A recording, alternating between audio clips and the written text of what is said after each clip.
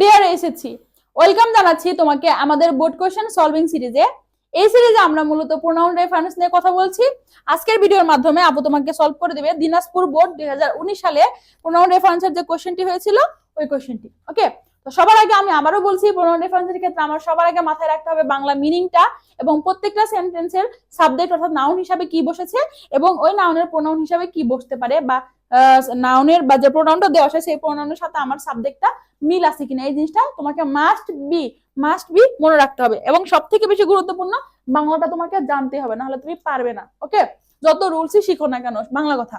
আসো দেখো এখানে কি লেখা আছে, the liberation war of Bangladesh, মানে কি বাংলাদেশের মহান স্বাধীনতা সংগ্রামের কথা বলেছে। ওকে, মহান স্বাধীনতা বা মুক্তিযুদ্ধের কথা আমরা বলতে পারি। আসো দেখো, liberation war of Bangladesh is a memorable event in our, event হবে, হ্যাঁ এটা ইভেন্ট হয়ে যাবে, ইন আওয়ার ন্যাশনাল লাইফ, আমাদের জাতীয় জীবনে এটি খুব গুরুত্বপূর্ণ, মেমোরেবল, স্মরণীয়। She achieved her independence through sacrifice and bloodshed. এখন কথা হচ্ছে এটা যে বাংলাদেশ অর্জন করছে কিভাবে, এই যে রক্তক্ষয়ী যুদ্ধের মাধ্যমে বা তার হচ্ছে একটা ত্যাগ স্বীকারের মাধ্যমে। এখন এখানে যে জিনিসটা বলা আছে শি, এটা ভুল না, এটা সঠিক আছে, এটা সঠিক আছে। কারণ আমরা কি জানি বলতো, যে বাংলাদেশের পরিবর্তে প্রোনাউন হিসাবে আমরা কি লিখতে পারি, শি লিখতে পারি, হ্যাঁ শি আমরা রিপ্লেস করতে পারি। এখন জিনিসটা মানে আরো বেশি ক্লিয়ার করার জন্য প্রথমেই, কারণ দেখো এখানে প্রথমে আমার বাংলাদেশ কথাটা বলছে না, প্রথমে হচ্ছে লিবারেশন ওয়ারের কথা বলছে। যদি সেন্টেন্সের শুরুতে থাকতো তাহলে আমি এটাকে ভুল ধরতাম না। তাহলে জিনিসটাকে আমার আরো বেশি কি করতে হবে, এখানে স্পষ্ট করতে হবে। দ্যাটস ওয়াই আমি এখানে সিটা আর রাখবো না, আমি এখানে ডিরেক্ট বাংলাদেশ বলে দিব। কি বলে দিব? বাংলাদেশ, হ্যাঁ বাংলাদেশ লিখবো। আসো তাহলে বাংলাদেশ অ্যাচিভড হার ইন্ডিপেন্ডেন্স, বাংলাদেশ তার স্বাধীনতা অর্জন করে। আসো, it is the birth right of a man.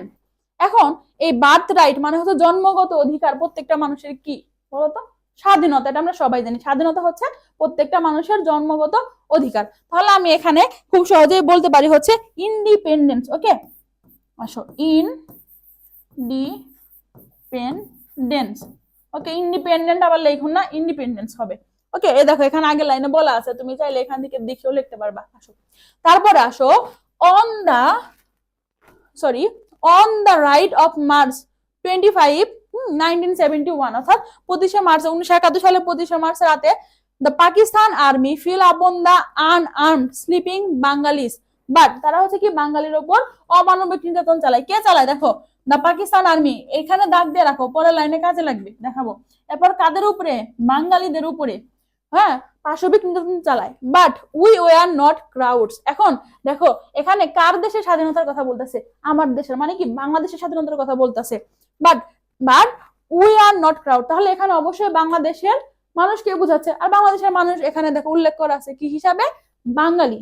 ওকে, তাহলে আমরা এখানে বলতে পারি বাট দা বাঙালিস। হ্যাঁ, এখানে আমরা কি বলতে পারি? দা বাঙালি। হ্যাঁ, বাট দা বাঙালি কি are not, were not crowd, বাঙালিরা কি ছিল না, তাদের মতো ক্রাউড ছিল না। বা আমরা এখানে বইয়ের ভাষায় আমরা বলি আর কি, এখানে তাদের মতো পাশবিক ছিল না। They build up strong resistance against them. এখন তারা কাদের উপর বা হচ্ছে কাদের বিরুদ্ধে একটা স্ট্রং রেসিস্টেন্স তৈরি করেছিল বলতো? কাদের উপর? এই যে পাকিস্তান আর্মির উপর। তাহলে নির্দিষ্ট করে লিখবো দা পাকিস্তান আর্মি, পিটা বড় হাতে লিখতে হবে কারণ দেশের নাম আছে, প্রপার নাউন, দা পাকিস্তান আর্মি। ওকে, দেখো আমার চারটা এখানে হয়ে গিয়েছে। এরপরে দেখো, দে ফট with courage for long time, long 9 month, তারা 9 মাস রক্তক্ষয়ী যুদ্ধ করেছে।